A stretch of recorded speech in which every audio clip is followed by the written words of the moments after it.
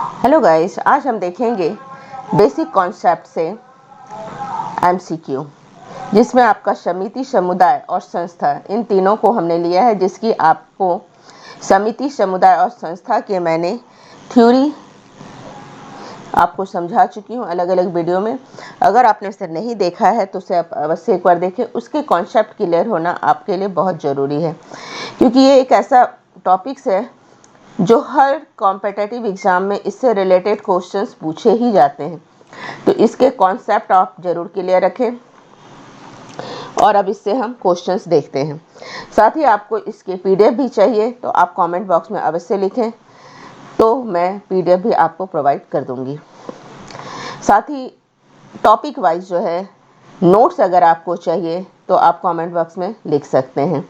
हमारे चैनल्स पे आपको नोट्स भी मिल जाएंगे। तो चलिए आज का वीडियो स्टार्ट करते हैं। पहला क्वेश्चन है, समुदाय के लिए जेमिनसॉफ्ट और समिति के लिए गैसलसॉफ्ट शब्दों का प्रयोग किसने किया है। यहाँ पे वही क्वेश्चंस मैंने शामिल किया है जो ऑल कॉम्पिटिटिव एग्जाम में किसी न किसी ईयर अवश्य पूछे गए हैं।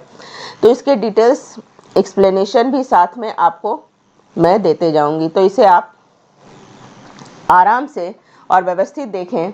क्वेश्चंस के साथ साथ इसमें एक ही क्वेश्चंस में ऑप्शंस के भी आंसर मैं यहाँ पर दूंगी, जिससे आपके एक से कई क्वेश्चन साथ साथ बनते चले जाते हैं।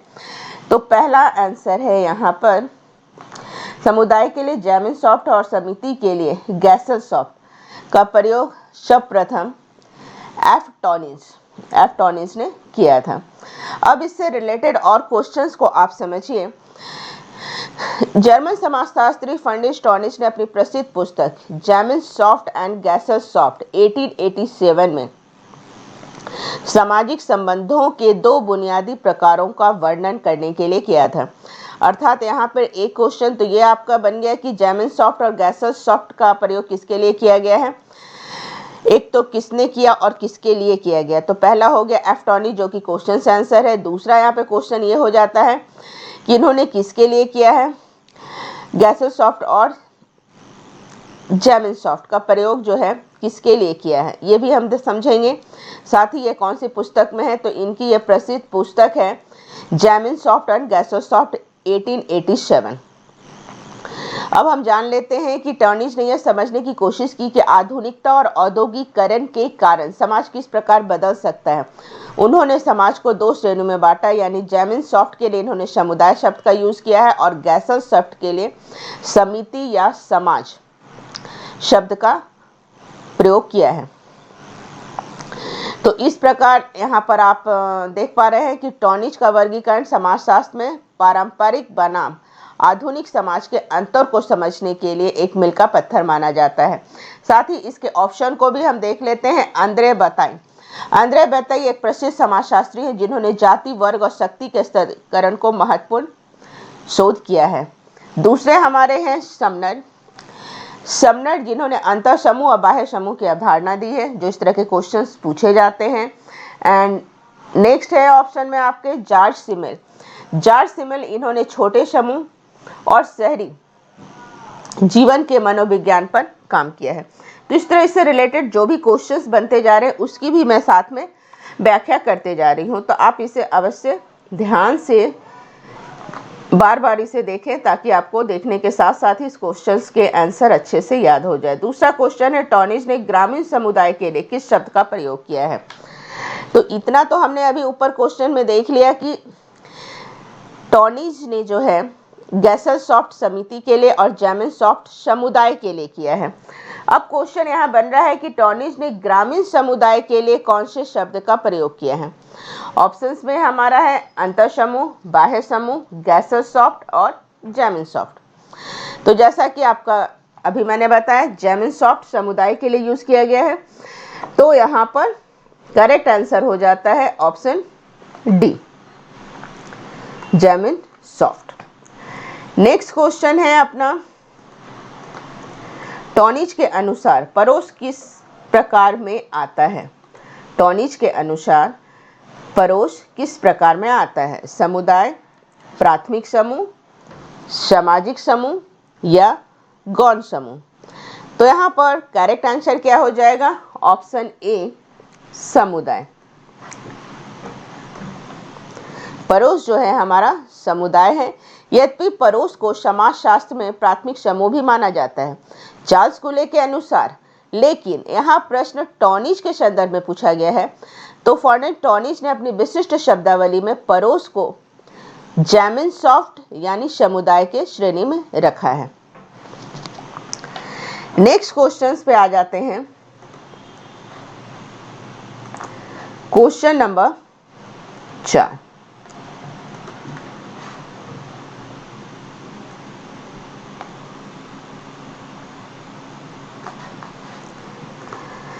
पूर्ण संस्थान टोटल इंस्टीट्यूशन शब्द का क्या अर्थ है और इसमें क्या सम्मिलित है।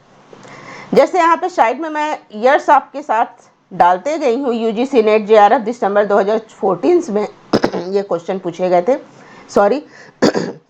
तो यहाँ पर ऑप्शन है संगठित प्रतिष्ठान, बी मानक से बचने की कम संभावना, सी प्रशासनिक ढांचे के नियमों से बचने की कम संभावना, या डी उपरोक्त सभी। तो करेक्ट आंसर यहाँ पर हो जाता है इसका ऑप्शन डी उपरोक्त सभी। क्या आंसर हो जाता है ऑप्शन डी उपरोक्त सभी। पूर्ण संस्थान की अवधारणा प्रसिद्ध अमेरिकी समाजशास्त्री इरविंग गॉफमैन ने अपनी पुस्तक असाइलम में दी थी, जो 1961 में इन्होंने ये किताब लिखी थी। तो इस तरह के क्वेश्चंस भी कई बार पूछे जा चुके हैं। असाइलम किसकी पुस्तक है? तो इरविंग गॉफमैन की पुस्तक है जो 1961 में लिखी गई थी। पूर्ण संस्थान का अर्थ यहाँ पे समझ लेते हैं। पूर्ण संस्थान गॉफमैन के अनुसार पूर्ण संस्थान एक ऐसी निवास और कार्य करने की जगह है जहाँ बड़ी संख्या में समान स्थिति वाले व्यक्ति समाज से कटे हुए एक लंबे समय तक साथ रहते हैं और एक प्रशासित एडमिनिस्ट्रेटेड जीवन जीते हैं। नेक्स्ट जैसे उन्होंने उदाहरण के लिए दिया है जेल, जहां कैदियों की दिनचर्या अधिकारियों द्वारा नियंत्रित होती है, मानसिक अस्पताल जैसे आइसाइलम जहां रोगियों के हर कदम पर नजर रखी जाती है, सैन्य बैरक जहां अनुशासन और निर्णय सर्वप्रिय होता है, मठ या आश्रम जहां व्यक्ति बाहरी दुनिया से कटकर विशिष्ट नियमों का पालन करते हैं। चूंकि पूर्ण संस्थान में जीवन का हर पहलू औपचारिक नियमों और प्रशासनिक नियंत्रण के अधीन होता है, इसीलिए इसमें संगठित ढांचा और नियमों से बचने की न्यूनतम संभावना शामिल होती है। इसीलिए यहाँ पर विकल्प डी सही है। नेक्स्ट क्वेश्चन हम आ जाते हैं क्वेश्चन नंबर 5। संस्थाओं की सामान्य और विकृत प्रकार्य प्रणाली के बीच किसने अंतर किया है? A E Durkheim, B H Spencer, C R K Merton और डी रेड क्लिफ ब्राउन। तो यहाँ पर करेक्ट आंसर हो जाता है ऑप्शन ए दुर्खिम।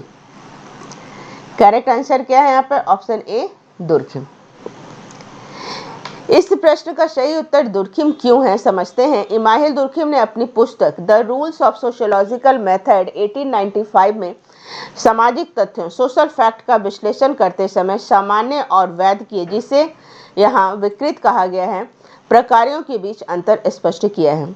अब मैं आपको यह बताना चाहूँगी कि सोशल फैक्ट क्या है।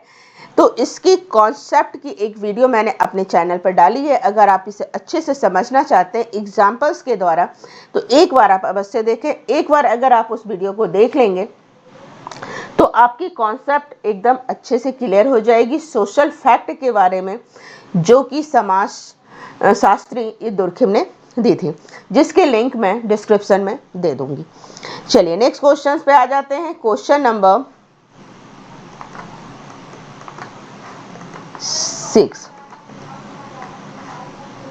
क्वेश्चन नंबर आ जाते हैं 6 पे। समुदाय शब्द इस भाषा के दो शब्दों को मिलाकर बना है, ग्रीक, फ्रेंच, लैटिन या अंग्रेजी। तो यहाँ पे करेक्ट आंसर है ऑप्शन सी। समुदाय शब्द लैटिन भाषा के कॉम और म्यूनिश शब्दों से मिलकर बना है। कॉम का अर्थ टुगेदर और म्यूनिश का अर्थ होता है सर्विंग, अर्थात सेवा करना। इस प्रकार समुदाय का अर्थ एक साथ मिलकर सेवा करना है। तो यहाँ पर करेक्ट आंसर हो जाता है ऑप्शन सी। चलिए नेक्स्ट क्वेश्चंस की तरफ हम बढ़ते हैं। नेक्स्ट क्वेश्चन है हमारा क्वेश्चन नंबर 7।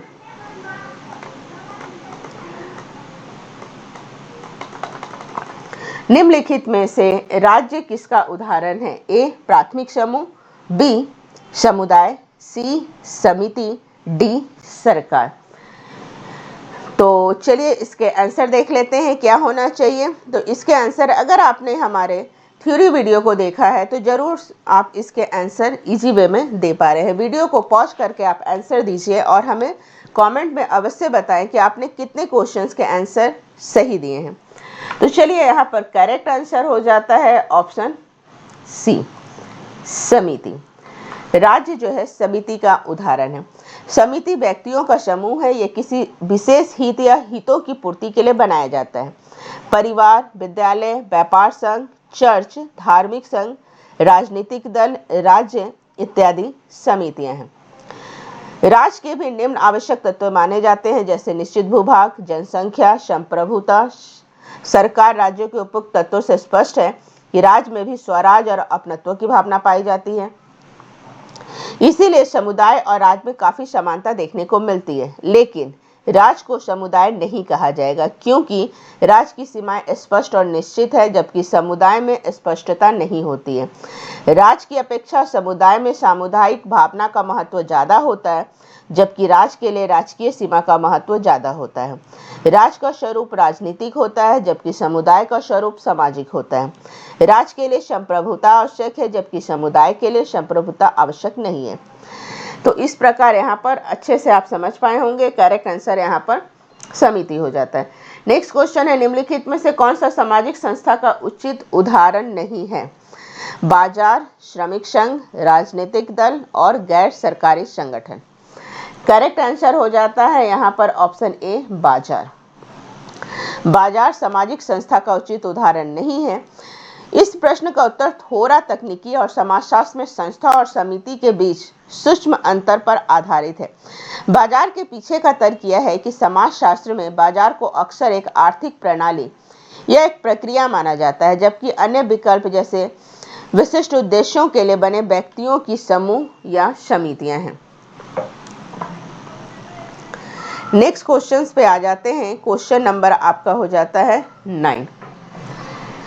क्वेश्चन नंबर 9 में हम देखते हैं कौन सा क्वेश्चन है। ग्रामीण और नगरीय मात्र भौगोलिक क्षेत्रों का ही प्रतिनिधित्व नहीं करते, वरना वह निम्नलिखित में से किसके प्रकारों का भी प्रतिनिधित्व करते हैं? ए व्यक्तिगत जीवन, बी सामुदायिक जीवन, सी बौद्धिक जीवन या डी आध्यात्मिक जीवन। करेक्ट आंसर है ऑप्शन बी सामुदायिक जीवन। यह प्रश्न ग्रामीण और नगरीय समुदाय की उस मूल अवधारणाओं से जुड़ा है जो यह मानती है कि गांव और शहर केवल नक्शे पर खींची हुई भौगोलिक सीमाएं नहीं, बल्कि वे जीने के अलग अलग तरीकों और सामाजिक संबंधों को दर्शाते हैं। नेक्स्ट क्वेश्चंस पे आ जाते हैं। इसके नेक्स्ट विकल्प को भी समझ लीजिए। व्यक्तिगत जीवन क्या होता है? यह केवल एक व्यक्ति तक सीमित है, जबकि गांव और शहर सामूहिक संरचनाएं हैं। बौद्धिक जीवन में यह शिक्षा और चेतना का हिस्सा है, जो ग्रामीण और नगरीय क्षेत्रों में अलग अलग स्तर पर हो सकता है, लेकिन यह इनका प्रमुख प्रतिनिधित्व नहीं करता है। और आध्यात्मिक जीवन, यह धर्म और व्यक्तिगत विश्वास से जुड़ा है। हालांकि ग्रामीण क्षेत्रों में धार्मिकता अधिक दिख सकती है, लेकिन समाजशास्त्रीय रूप से सामुदायिक जीवन अधिक व्यापक और सटीक शब्द है। क्वेश्चन नंबर 10, निम्न में से क्या अमूर्त है? समुदाय, गांव, सामाजिक संबंध या देश। करेक्ट आंसर है ऑप्शन सी सामाजिक संबंध। करेक्ट आंसर है सामाजिक संबंध। इस प्रश्न का सही आंसर सामाजिक संबंध है, लेकिन इसे समझने के लिए आपको मूर्त और अमूर्त के बीच अंतर समझना बहुत आवश्यक है। तो चलिए पहले समझिए अमूर्त क्या है। अमूर्त का अर्थ है जिसे हम देख नहीं सकते और न छू सकते, केवल अनुभव कर सकते हैं। जैसे सामाजिक संबंध में दो या दो से अधिक व्यक्तियों के बीच के संबंध, जैसे मित्रता, प्रेम, ईर्ष्या या सहयोग को देखा नहीं जा सकता है। हम केवल व्यक्ति के व्यवहार को देखते हैं, उनके संबंधों को नहीं देख पाते हैं। इसीलिए मैकाइवर एंड पेज ने कहा है कि समाज सामाजिक संबंधों का जाल है। चूंकि यह जाल संबंधों से बना है, इसीलिए समाज स्वयं भी अमूर्त है। मूर्ति क्या है? मूर्त वह है जिसका एक निश्चित भौतिक आकार होता है जिसे देख सकते हैं। जैसे समुदाय, समुदाय का एक निश्चित भौगोलिक क्षेत्र होता है और इसमें व्यक्तियों का समूह होता है। व्यक्तियों के समूह को हम देख सकते हैं, इसीलिए इसे अमूर्त माना गया है। उसी प्रकार दूसरा एग्जाम्पल आप समझ सकते हैं, गांव। गांव एक भौतिक इकाई है और इसकी अपनी सीमाएं, घर, खेत, लोग होते हैं जिसे आप अपनी आंखों से देख सकते हैं। नेक्स्ट आप देश को भी ले सकते हैं। देश का एक निश्चित भूभाग, नक्शा, जनसंख्या होती है जो इसे एक मूर्त स्वरूप प्रदान करती है। तो आई होप आप इस क्वेश्चंस के आंसर को अच्छी तरह से समझ पाए होंगे। चलिए नेक्स्ट क्वेश्चंस की तरफ हम बढ़ते हैं। क्वेश्चन नंबर है 11। निम्नलिखित में से कौन सा कथन सत्य है? ए, समुदाय मूर्त है जबकि समाज मूर्त है। बी, समुदाय अमूर्त है जबकि समाज मूर्त है।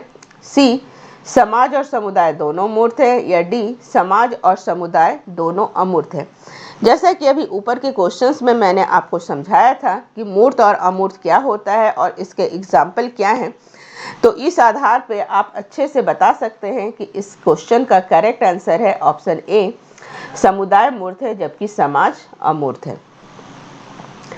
नेक्स्ट क्वेश्चन है, सामाजिक जीवन एक ऐसा क्षेत्र जो कि सामाजिक संबद्धता और समरूपता को दर्शाता है, क्या कहलाता है?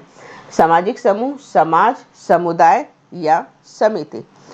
करेक्ट आंसर है यहाँ पर ऑप्शन सी, समुदाय। समुदाय सामाजिक जीवन का ऐसा क्षेत्र है जो सामाजिक क्रमबद्धता और समरूपता को दर्शाता है। नेक्स्ट क्वेश्चन पे आ जाते हैं। क्वेश्चन नंबर है 13।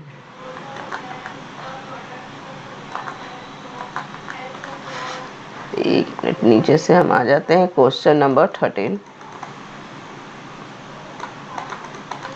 एक सामाजिक संस्था है ए, एक सुस्थापित कार्यविधि जो मानव व्यवहार का नियमन करती है। बी, एक स्थान जहां सामाजिक प्रकार संगठित होते हैं। सी, एक संगठन जहां सामाजिक पद और अनौपचारिक रूप से परिभाषित होते हैं। या डी, एक संगठन जो सामाजिक सेवाओं की व्यवस्था करता है। तो यहाँ पर करेक्ट आंसर हो जाता है ऑप्शन ए, एक सुस्थापित कार्यविधि जो मानव व्यवहार का नियमन करती है वह एक सामाजिक संस्था होती है। मानव के व्यवहार में कुछ ऐसी सामान्य आदतें होती है जो कालांतर में संपूर्ण समूह में फैल जाती है और साथ ही वह सभी लोगों द्वारा प्राय अपना ली जाती है। व्यवहार करने की आदतें जो पूर्णतः समूह द्वारा मान्य होती है धीरे धीरे सामाजिक संस्थाओं का रूप ग्रहण कर लेती हैं और अतः सामाजिक संस्था एक सुस्थापित कार्यविधि है जो मानव व्यवहार का नियमन करती है। नेक्स्ट क्वेश्चन है, हम समिति के सदस्य होते हैं ना कि संस्थाओं का, यह कथन किसका है? Davids, MacIver and Page, Merton and Lundberg. तो करेक्ट आंसर है यहाँ पर ऑप्शन बी, मैकाइवर और पेज। मैकाइवर का नाम समाजशास्त्र की प्रथम पीढ़ी के विद्यार्थियों में उनके गौरव ग्रंथ सोसाइटी के कारण सुप्रसिद्ध है। यहाँ पे आप ये क्वेश्चन समझ सकते हैं कि मैकाइवर की पुस्तक है सोसाइटी। एक समय था जब पुस्तक समाजशास्त्र के विद्यार्थियों के लिए विशेषतः भारत में बाइबल हुआ करती थी। कौन सी पुस्तक? मैकाइवर की सोसाइटी। सोसाइटी का तृतीय संस्करण इनके सह लेखक चार्ल्स पेज के नाम से प्रकाशित हुआ। मैकाइवर का यह पुस्तक समाजशास्त्र विषय को एक व्यवस्थित, सैद्धांतिक, मानवतावादी किंतु उद्विकासीय समाजशास्त्र के रूप में विकसित करने का प्रयास किया और उसी पुस्तक में यह कथन है कि हम समिति के सदस्य होते हैं ना कि संस्थाओं के। नेक्स्ट क्वेश्चन है क्वेश्चन नंबर 15। आपसे मैं कहना चाहूंगी इसके क्वेश्चंस के आंसर को एक्सप्लेन करने में काफ़ी मैंने मेहनत की है, तो प्लीज़ आपसे निवेदन है वीडियो को पूरा अवश्य से देखें और वीडियो को लाइक करें एंड सब्सक्राइब करें और हाइप करना न भूलें। चलिए नेक्स्ट क्वेश्चन नंबर 15। निम्नलिखित में से कौन सी आर्थिक संस्था नहीं है? श्रम विभाजन, संपत्ति, भू स्वामित्व या कृषि उत्पाद? क्वेश्चन को समझेंगे उसके बाद इसके आंसर देंगे। तो यहाँ पर करेक्ट आंसर हो जाता है ऑप्शन डी, कृषि उत्पाद। क्यों नहीं आर्थिक संप्रदाय है, समझिए पहले। प्रत्येक समाज में मानव की मौलिक आवश्यकताएं जैसे भोजन, वस्त्र और आवास है, इन आवश्यकताओं की पूर्ति के लिए मानव द्वारा सचेत प्रयत्न किए जाते हैं, जिसके फलस्वरूप आर्थिक संबंधों और संस्थाओं का उदय होता है। इसी प्रकार मानवीय आवश्यकताओं से संबंधित वस्तुएं, सेवाओं के उपयोग, उत्पादन और वितरण तथा विनिमय की क्रियाएं आर्थिक संस्थाओं को जन्म देती है। इस प्रकार हम कह सकते हैं कि श्रम विभाजन, संपत्ति, भू स्वामित्व जो आर्थिक संस्था से संबंधित है, लेकिन कृषि उत्पाद जो उत्पादन से संबंधित है। नेक्स्ट क्वेश्चन है, जिस समाज में विविध प्रकार के धार्मिक और सांस्कृतिक समुदाय अंतर्निहित हो तो उसे आप क्या कहेंगे? ऑप्शन है बहुल समाज, बहुविध समाज, विभेदीकृत समाज या असमान समाज। करेक्ट आंसर हो जाता है ऑप्शन ए, बहुल समाज। बहुल समाज ऐसे समाज जो धर्म, भाषा, जाति, प्रजाति, नस्ल आदि के आधार पर विभिन्न समूहों और समुदाय में बटे होते हैं, बहुल समाज कहलाते हैं। वास्तव में बहुल समाज की विशेषताएं वधुआ सभी आधुनिक समाजों में देखने को मिलती हैं। अतः यह अवधारणा कभी कभी बहुल सांस्कृतिक समाज के पर्यायवाची के रूप में भी प्रयोग की जाती है। नेक्स्ट क्वेश्चन है क्वेश्चन नंबर 17।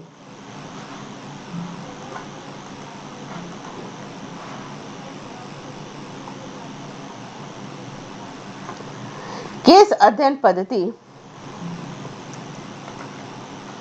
एक मिनट इसको थोड़ा ऊपर ले लेते हैं।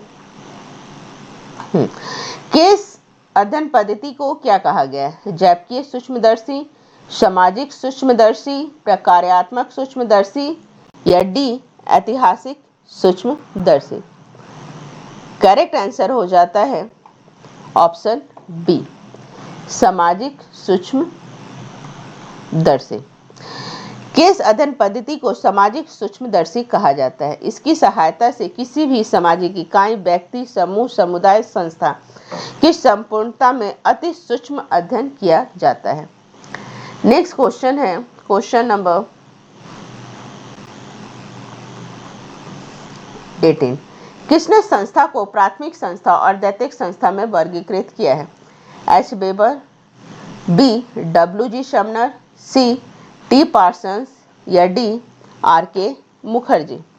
करेक्ट आंसर है ऑप्शन बी, डब्ल्यू.जी. शमनर। जैसा कि मैंने ऊपर में भी आपको इसके आंसर बताए थे कि करेक्ट आंसर है ऑप्शन बी, डब्ल्यू.जी. शमनर ने प्राथमिक और दैतिक समूह की अवधारणा का दिया था, वर्गीकृत किया था, और शमनर ने संस्था के उद्विकास को भी प्रकट किया है। चलिए नेक्स्ट क्वेश्चंस की तरफ हम बढ़ते हैं। नेक्स्ट क्वेश्चन हो जाता है अपना, निम्नलिखित में से कौन सा कथन संस्था का बोध कराता है? यह क्वेश्चन कई सालों तक डिफरेंट एग्जामों में पूछा गया है।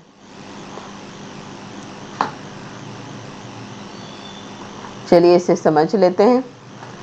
किसी स्थान पर लोगों का समूह, बी एक अनुमोदित कार्यशैली, सी कार्य प्रणाली के स्थापित नियम और दशाएं या डी कार्य संस्कृति का प्रदर्शन। तो करेक्ट आंसर यहाँ पर हो जाता है ऑप्शन सी, कार्य प्रणाली के स्थापित नियम और दशाएं।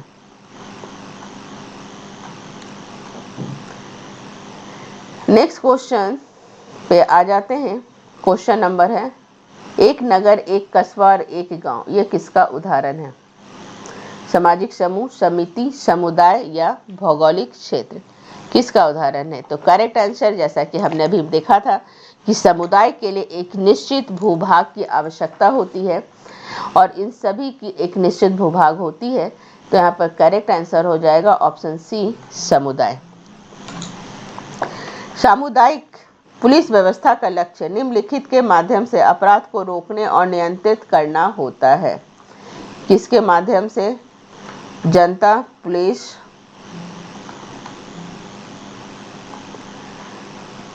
और जनता, सेना।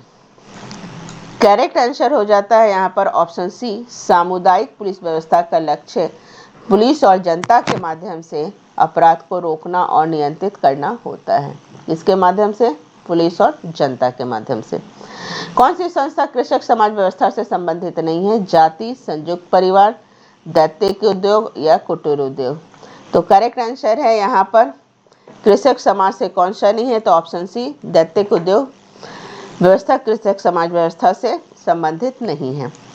चलिए नेक्स्ट क्वेश्चन आ जाते हैं, क्वेश्चन नंबर 23। निम्नलिखित में से कौन सा गलत है? प्रत्येक समिति की स्थापना कुछ निश्चित उद्देश्यों को ध्यान में रखकर की जाती है। सही है। नेक्स्ट है, समिति का संबंध व्यक्तियों से नहीं बल्कि पद्धतियों और कार्य प्रणालियों से है। एक मिनट, 23 पे हम चल रहे थे, तो नेक्स्ट क्वेश्चन नंबर 23 पे आ जाते हैं। समिति का संबंध व्यक्तियों से नहीं बल्कि पद्धतियों और कार्य प्रणालियों से जिनके द्वारा हम लक्ष्य प्राप्त करते हैं। तो यह आंसर आपका गलत है। तो यहाँ पर करेक्ट आंसर हो जाता है ऑप्शन बी, समिति का संबंध व्यक्तियों से नहीं बल्कि पद्धतियों और कार्य प्रणालियों से है जिनके द्वारा हम लक्ष्य प्राप्त करते हैं। करेक्ट आंसर है ऑप्शन बी, समिति का निर्माण कुछ व्यक्ति मिलकर करते हैं। क्योंकि व्यक्ति मूर्त प्राणी है, अतः समिति एक मूर्त संगठन है। व्यक्तियों के अभाव में किसी भी समिति की कल्पना नहीं की जा सकती है। क्वेश्चन नंबर 24, निम्नलिखित में से कौन समिति और संस्था दोनों हो सकती है? ये क्वेश्चंस भी कई बार डिफरेंट एग्जामों में पूछे जा चुके हैं। अब आपको समिति और समुदाय के कॉन्सेप्ट अगर आपके क्लियर हो गए हैं तो इस क्वेश्चंस के जवाब आप आराम से दे सकते हैं। विश्वविद्यालय, परिवार, राज्य, इनमें से कोई भी नहीं। करेक्ट आंसर है ऑप्शन ए,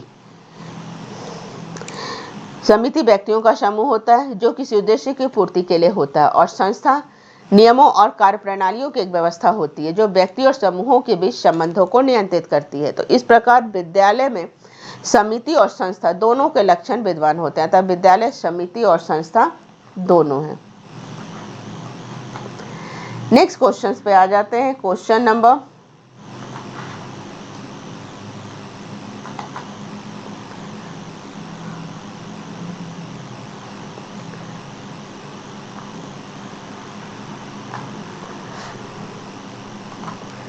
25। कथन है, हम समिति के सदस्य होते हैं, संस्थाओं के नहीं। कारण, समिति समूहों के परिचारक है जबकि संस्था ढंग और कार्यविधि की। तो इसमें से हमें यह बताना है कि दोनों कूटों में से कौन सा कूट सही है। निम्नलिखित कूट में से ए और आर दोनों सत्य है, आर ए की सही व्याख्या है। बी, ए और आर दोनों सत्य हैं, आर ए की सही गलत व्याख्या है। ए सही है परंतु आर गलत है, और ए गलत है परंतु आर सही है। तो यहाँ पर करेक्ट आंसर हो जाता है ऑप्शन ए। मैकाइवर और पेज के अनुसार यदि किसी व्यवस्था पर संगठित समूह के रूप में विचार करते हैं तो वह एक समिति है, और यदि कार्य प्रणाली के रूप में तो वह एक संस्था है। तो समिति से सदस्यता का पता चलता है और संस्था से कार्य प्रणाली और सेवा के तरीके या साधन का। तो यहाँ पे क्या हो गया? करेक्ट ऑप्शन ए, दोनों सही है और सही व्याख्या इसकी करते हैं। चलिए नेक्स्ट क्वेश्चंस पे हम आ जाते हैं। क्वेश्चन नंबर 26, निम्नलिखित में से कौन सी समिति नहीं है? एक पार्क में टहलने वाला वृद्ध व्यक्ति, बी श्रमिक संघ, सी बोट क्लब या डी टेनिस क्लब। चलिए इस क्वेश्चंस के जवाब आप हमें कमेंट पे लिखकर बताएं कि ये क्वेश्चंस के जवाब क्या होंगे। कई क्वेश्चनों में मैंने समिति समुदाय आपको साथ साथ एक्सप्लेन कर चुकी हूँ, तो आप इसके आंसर हमें लिखकर बताएं। नेक्स्ट क्वेश्चन नंबर आ जाता है, समुदाय का उदाहरण क्या है? तो यहाँ पे इस क्वेश्चंस के जवाब भी आप हमें आराम से कमेंट में करके बताएं कि इसके आंसर क्या होंगे। चलिए आगे क्वेश्चन की तरफ हम बढ़ते हैं। समिति प्राय किसी उद्देश्य की प्राप्ति के लिए लोगों का मिलकर कार्य करता है, यह परिभाषा किसने दिया है? तो यहाँ पे कुछ परिभाषाओं को आपको याद रखना पड़ेगा। यहाँ पर करेक्ट आंसर हो जाता है ऑप्शन सी, परिभाषा से भी डायरेक्ट क्वेश्चंस आते हैं। तो बोगार्डस ने कहा है कि समिति को मनुष्यों द्वारा विचार पूर्वक बनाए गए एक ऐसे संगठन के रूप में परिभाषित किया गया है जिसके एक या कुछ उद्देश्य होते हैं और साथ में अपनी कार्यकारिणी भी होती है। नेक्स्ट क्वेश्चंस की तरफ हम बढ़ते हैं। Question number 29। टॉनिज के अनुसार परोस है एक किस्म का क्या है? आदिम समूह, समुदाय, गैसेस, सॉफ्ट और सामाजिक समूह। तो करेक्ट आंसर यहाँ पर मैं आपको बता चुकी हूँ। ऊपर में भी कई बार टॉनिज के गैसेल और गैमिन सॉफ्ट का डिटेल्स विश्लेषण मैंने अभी किया है। तो आप इसके आंसर भी हमें कमेंट में लिखकर बताएं कि इसका आंसर क्या होगा। नेक्स्ट क्वेश्चन नंबर 30 पर आ जाते हैं। संघ के 3 स्तंभ कौन कौन से हैं? परिवार, जाति, पद्धति या ग्राम समुदाय। बी में सभा, श्रेणी और गण। सी संस्था, नगरीय संघ, जनजातीय संघ। या डी राज्य, श्रेणी और समुदाय। तो करेक्ट आंसर इसके हो जाते हैं ऑप्शन ए, परिवार, जाति, पद्धति और ग्राम समुदाय। संघ के ये 3 उद्देश्य, ये 3 स्तंभ होते हैं। किसी भी संघ के संघ संबंधों से उत्पन्न होता है, जिसका अर्थ सभा या संगठन है, और संघ में लोग एकत्र होकर कार्य करते हैं। संघ के सभी सदस्य।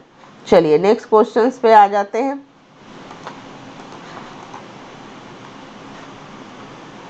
यहाँ पर आप देख रहे हो हर क्वेश्चन किसी न किसी एग्जाम में पूछे गए हैं। संघ के सभी सदस्य विभिन्न सामाजिक पद से होते हैं, जिन्हें कहते हैं भूमिका, बी प्रतिष्ठा, सी स्तर या डी नाम।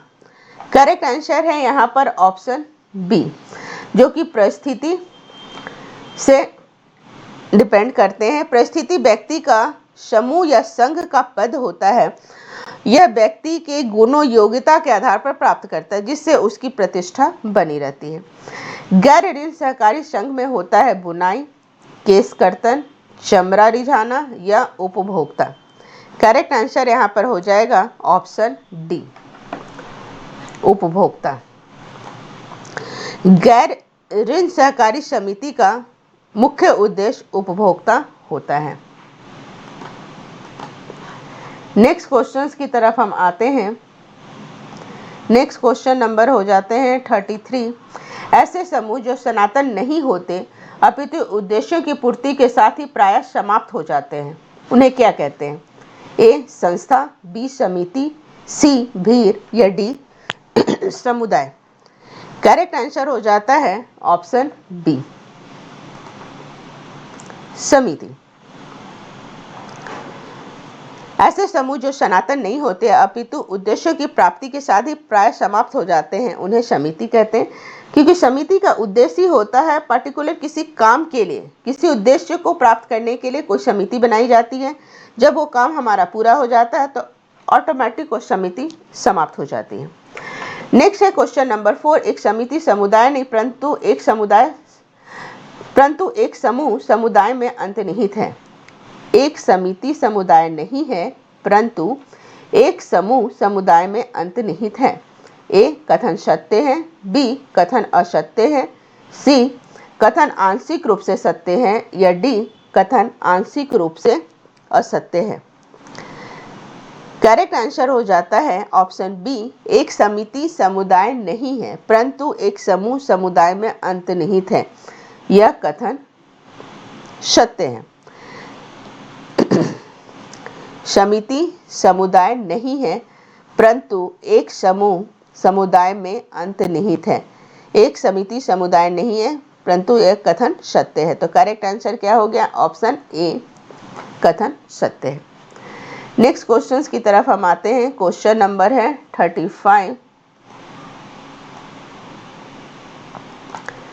निम्नलिखित में से कौन सा तत्व किसी जाति को अनुसूचित जनजाति संवर्ग में सम्मिलित करने का निर्धारक तत्व नहीं है? ए भौगोलिक एकाकीकरण, बी समुदाय का आकार, सी पिछड़ापन या डी विशिष्ट संस्कृति। तो करेक्ट आंसर यहाँ हो जाता है ऑप्शन बी, समुदाय का आकार किसी जाति को अनुसूचित जनजाति संवर्ग में संगठित करने का तत्व नहीं है। तो करेक्ट आंसर हो जाता है यहाँ पे ऑप्शन बी, समुदाय का आकार। करेक्ट आंसर है ऑप्शन बी। नेक्स्ट क्वेश्चंस की तरफ आते हैं। क्वेश्चन नंबर है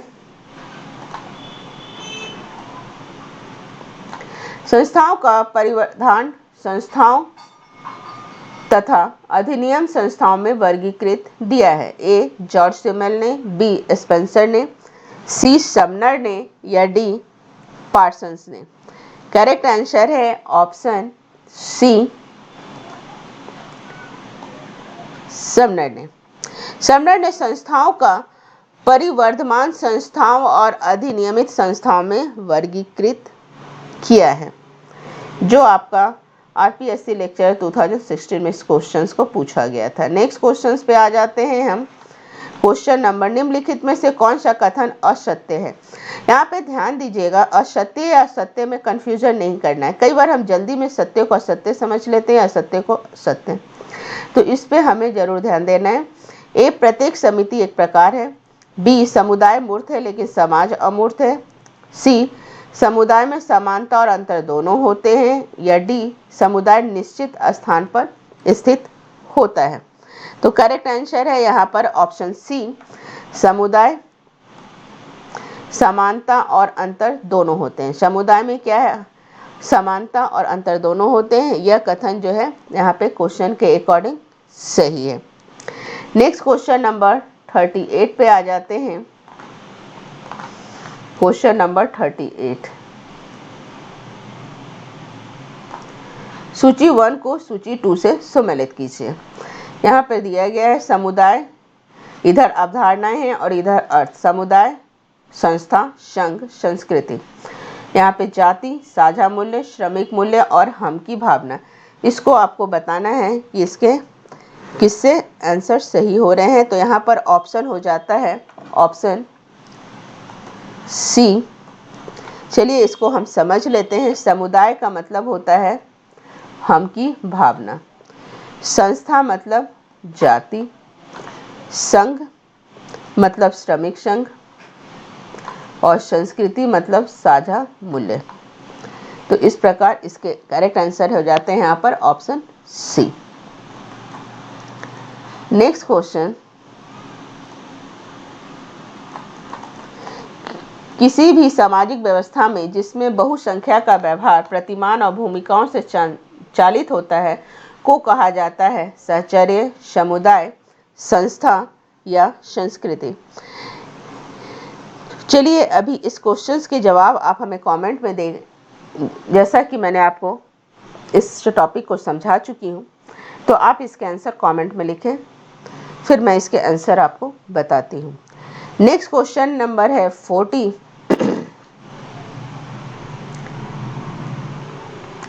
सामाजिक जीवन निर्वाह के क्षेत्र को जो कुछ मात्रा तक सामाजिक सुसंगता और समानता द्वारा निर्दिष्ट होता है, इसे कहते हैं सामाजिक समूह, समाज, समुदाय या समिति।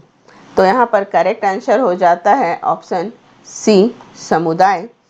समुदाय सामाजिक जीवन निर्वाह का एक क्षेत्र है जो कुछ मात्रा तक सामाजिक सुसंगतता एवं समानता द्वारा निर्दिष्ट होता है। तो ये करीब हमारे 100 क्वेश्चंस हैं। वीडियो काफ़ी लंबा हो रहा है। आप कमेंट में अवश्य बताएं कि आपको वीडियो कैसा लग रहा है। तो नेक्स्ट वीडियो में पार्ट 2 में लेकर आती हूँ। आज के लिए इतना ही। आई होप आपको ये वीडियो अच्छा लगा हो। हमारे चैनल को लाइक कीजिए, सब्सक्राइब कीजिए एंड शेयर कीजिए। आज के लिए इतना ही। Thank you.